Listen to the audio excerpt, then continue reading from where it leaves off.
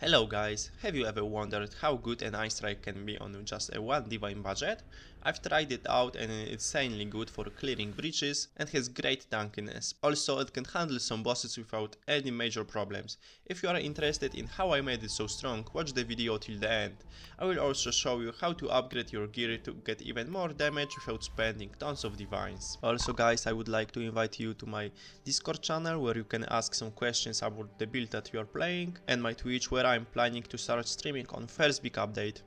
Okay, so in this build we are using Ice Stirke as our main skill and we are not stacking attributes this time. However, there are 3 important items that I want to quickly explain to you guys. So we are using a rare quarterstaff and it is our main source of damage, so it's really important to focus on getting really good quarterstaff for this build to do any damage.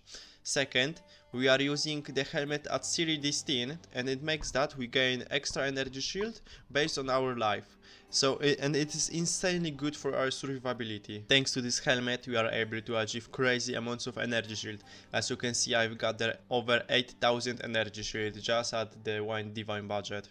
And lastly, we are using a rare chest piece and you want to get at least 900 evasion rating and about 300 energy shield at it to get enough spirit to use all of spirit skills that we are using. And going to the ascendancy points, first one that you wanna take is the I'm the Thunder, just to have some lightning damage to make sure that we can shock enemies for a little bit more damage. Then you want to take Let Me Through Grace, just to get some more spirit from your body armor, sunder my enemies. And you want to take this when you have at least, I would say, about 30 or more critical hit chance.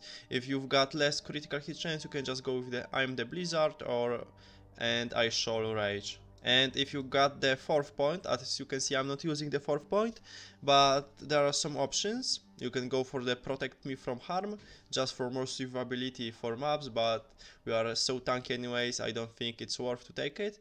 You can go for I'm the Blizzard or the I Shall Rage. You might be wondering how our clear is so good and satisfying, and it's all thanks to this ring with a little help from the heralds.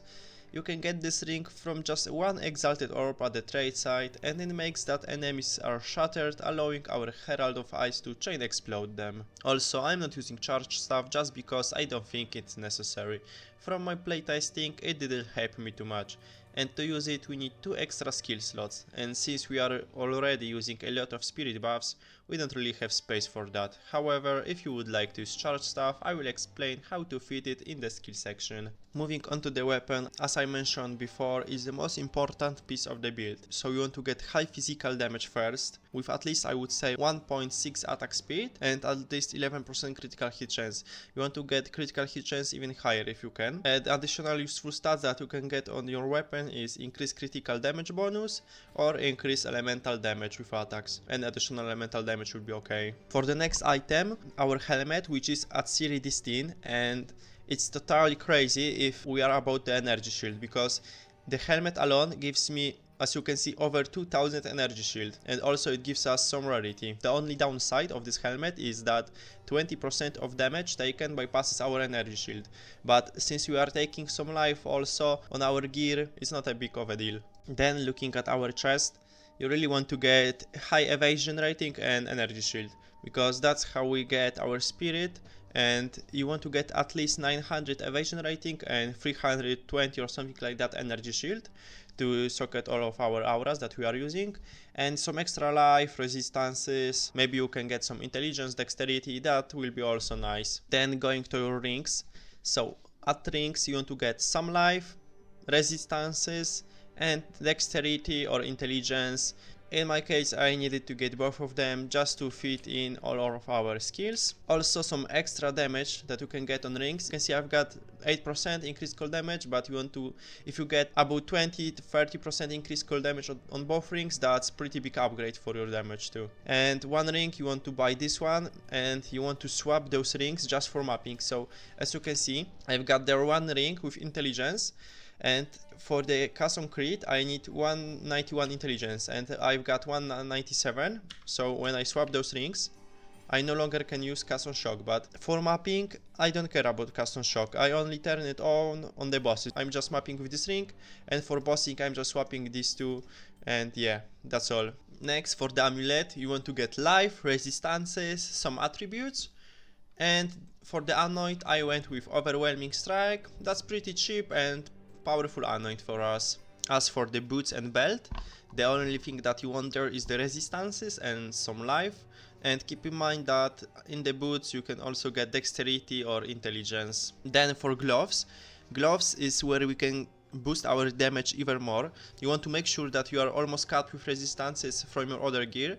So on the gloves you want to get attack speed, critical bonus damage, some flat damage. It can be any flat damage, and best is to aim for fire damage just for our belt to deal more damage, and some life. Okay, and going to our skill tree. Actually I will start with the leveling passive tree.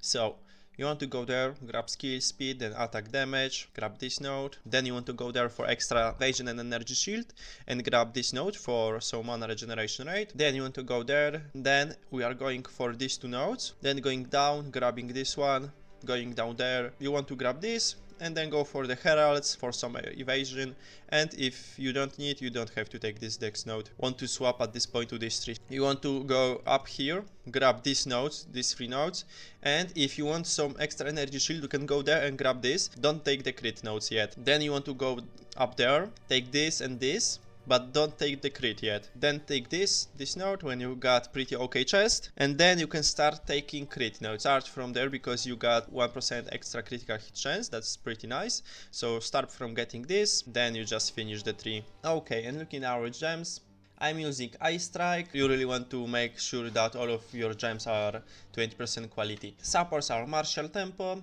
Concentrated Effect. This less AoE doesn't really affect us because we are mainly clearing with this ring and heralds. Then Ice Bite and Primal Alignment. Tempest Bell, supported with Font of Rage, Soul Thief and Overabundance. Then Hand of Chayula, I'm playing with Freezing Mark, Hypothermia and Heightened Curse. But if you want to have higher shocks and deal more damage, you can go with Voltaic Mark over Freezing Mark. But if you want to make sure that you are freezing bosses, just go with Freezing Mark. Then Herald of Ice with Magnified Effect, Lightning Infusion and Conduction. You want to make sure that Herald of Ice is shocking enemies. And Herald of Thunder with Cold Infusion, Glaciation and Long Shot. Then I'm using Mana Remnants with Cannibalist support, and that's pretty important because that's how we are getting our mana on bosses. Then Wind Dancer with Maim and Blind, Green Fist and Custom Critical. And the case with Custom Critical is that, as you can see, I don't have enough spirit to use it, but how it works is that we just want to turn off Green Fist for bossing, since the Green Fist on bossing doesn't really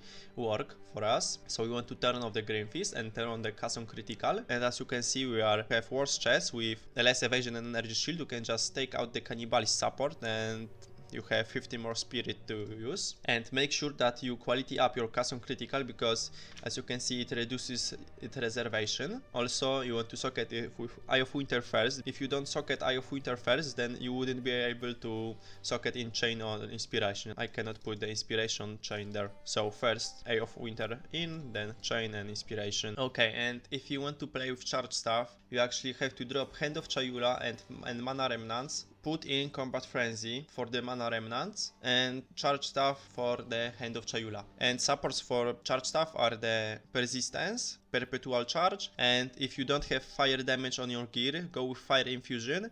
But if you've got any source of fire damage on gear, go with Execute. And then for bossing, you would have to take off Green Fist, socket in Mana Remnants. And as you can see in this build, we've got 3 jewel sockets, but I'm not using any of them, just because I wanted to fit in one divine budget. Show you right now which jewels to use, and as you can see, just one jewel is almost 5% increased damage. Also, if you are having problems with mana, you can just take these 3 nodes and you should be fine with that. And if you want to increase your damage even more, I would really suggest you to buy a Hand of Wisdom and Action Gloves, because as you can see, just swapping gloves to this one gives us over 25% more damage. So you just want to swap to these gloves and start adding some more intelligence on your gear, so your damage will go super high.